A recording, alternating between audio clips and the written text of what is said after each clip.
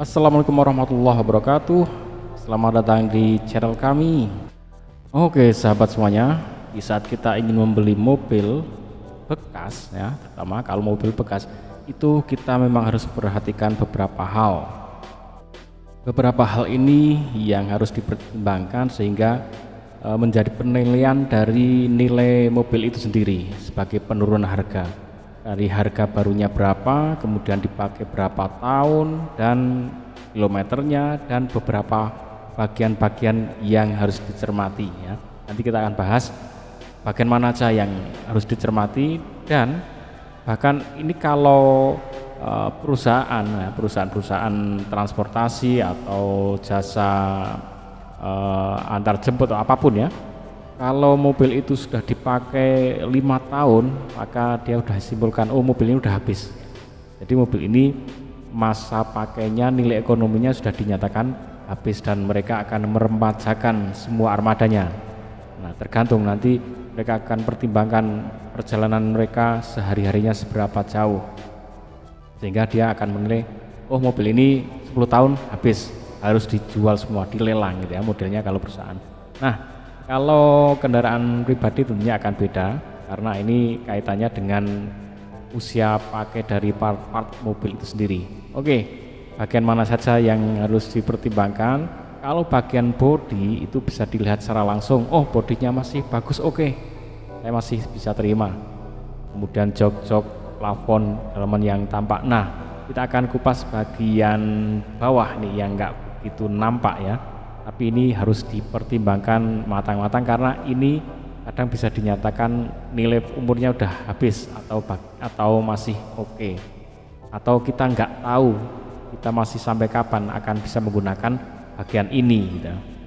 Oke, kalau bagian bodi, sasis dan ke atas itu sudah secara kasat mata bisa dilihat, dan oke, saya terima kondisi seperti ini.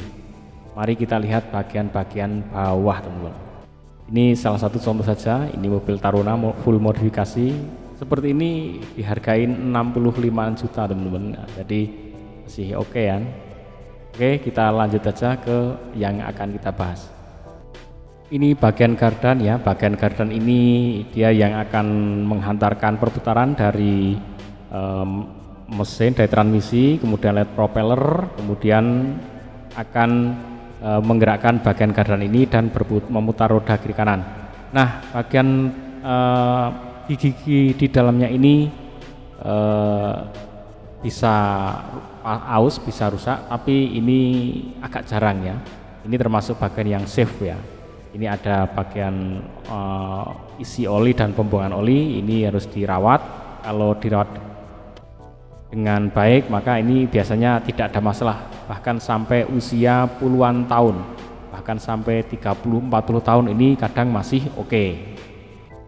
Selanjutnya teman-teman, ini bagian ada roda ya, ini ada shock breaker atau shock absorber. Ini sudah berjalan, kalau sudah bertahun-tahun, sudah melalui jalan yang bergelombang, naik turun sampai ratusan ribu kali, maka ini ada potensi harus sudah diganti ya, olinya bocor apalah ya. Kemudian spring kalau ini jarang rusak, ini ya jarang rusak. Kemudian ini ada master rem ini juga jarang rusak, tapi ada potensi paling ringan ya. Di sini ada seal itu yang perlu diganti di bagian kiri kanannya. Kemudian ada kampas rem, kalau kampas rem ini bukan kerusakan, tapi ini hanya perawatan wajib aja ya. Kalau menggunakan digunakan terus ya ini wajib diganti. Tromol biasanya masih aman ya, rumah tromolnya masih aman biasanya. Nah, kalau ini sudah mengalami kerusakan ya kalian tinggal kalkulasi jajan shock absorber ya, kemudian perbaikan ini itu menjadi hal yang harus kalian biayai selanjutnya. Kemudian ini ya teman-teman, nah ini rack end ya, ini biasanya pada join ini bisa oblak ya, karena ini dipakai untuk membelok-belokkan roda ya. Kemudian ini ada lower arm, kemudian di sini ada join juga, ini juga kadang mengalami oblak. Nah, ya ini bukan hal yang sangat mahal, tapi ini butuh waktu dan ya biaya juga tentunya untuk kalau ini harus perbaikan. Kalau ini nggak bisa diperbaiki, biasanya kalian ganti ya sepanjang ini, tapi biasanya cukup ganti di bagian ini aja, join-joinnya, tidak harus secara utuh ya. Makanya kalau untuk jalan ada bunyi-bunyi ya, gludak atau apapun, nah kadang bagian join-join ini memang harus diperbaiki. Selanjutnya ini disc brake ya. Disc brake ini paling legok-legok ya, tapi ini ya jarang ya, sampai rusak terus harus minta ganti ini jarang. Tapi ini kadang dilakukan normalisasi, diluruskan bisa ya disc brake ini. Kemudian ini ada sama master rem sini, kaliper ya. Nah kemudian di tengah sini ada yang namanya laker ya teman-teman. Laker ini dia sudah berputar ratusan ribu kali ya. Ini sangat layak kalau sampai dia aus, sampai oblak, sampai bahkan udah mulai bunyi-bunyi ya. Nah ini tergantung, kalau mobil kalian mobil yang pakai model kokel ya, yang kayak mobil sedan ya. Nah ini agak mahal karena dia roda asnya itu harus bisa belok. Tapi kalau model-model yang kayak Cherry ya itu murah ya, karena dia cukup laker lingkaran saja cukup ya, dia dudukannya anteng ya. Jadi ini akan beda-beda harganya. Kalau yang model sedan pasti kalian akan mahal di sini nih, bisa ratusan, 300 sampai 500 ribu untuk satu biji ini ya. Tapi kalau Cherry ya 90-100 ribu udah cukup ya, tergantung kendaraan kalian. Nah makanya ini adalah bagian yang pasti ya, ini pasti dalam jangka kurun berapa tahun atau ribu putaran ini pasti akan rusak, apalagi melewati medan yang banyak air, sering terendam, maka air bisa masuk ke bagian laker ini, maka mempercepat keausan ya. Kemudian ini shock absorber ya, shock breaker bagian depan ya, yang model seperti ini sudah ada ringnya di sini. Nah ini juga akan mudah rusak juga, tergantung pemakaian. Nah ini kalau yang belakang mungkin pakai pegas daun ya, pegas daun biasanya nggak rusak ya, tapi kalau shocknya yang terpisah tadi itu memungkinkan untuk mudah rusak. Nah itu hal-hal yang perlu dicermati, sehingga untuk sekian tahun hal-hal ini pasti sudah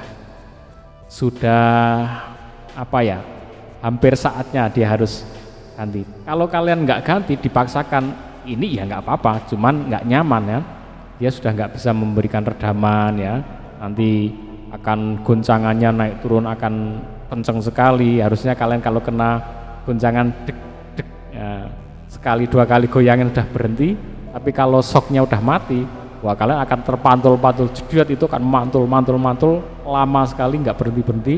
Pantulan mobil kalian mungkin bisa mulus perut kalian karena ini mantul-mantul yang nggak selesai-selesai. Nah bagian shock absorber.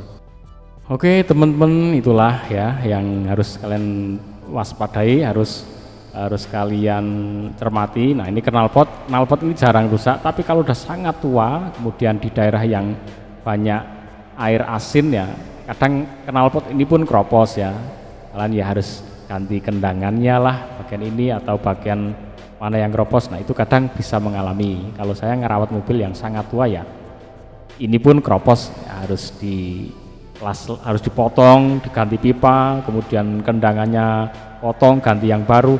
Itu pun ngalamin kalau mobil yang semakin tua ya, semakin tua semakin banyak masalahnya, semakin banyak yang harus diganti. Kemudian box transmisi itu biasanya jarang ya rusak, itu awet biasanya. Nah kemudian mesinnya itu sendiri satu paket itu, kalau kalian harus paham mesin, bisa mendengarkannya yang halus, tentunya yang sangat baik ya, yang suaranya masih sangat halus ya. Semakin kalian dengar bunyi-bunyi yang aneh, entah klotok-klotok, entah tek-tek-tek, entah apapun, semakin banyak terdengar bunyi berarti semakin buruk kondisinya. semakin halus semakin baik, walaupun halus itu pun kadang kalau mesin ya bisa diakalin dengan oli yang kental ya, oli yang kental dimasukkan itu pun akan menjadi suara lebih halus ya, kadang itu bisa terkecoh juga di situ. Tapi kalau bagian bawah ini yang harus dicermati.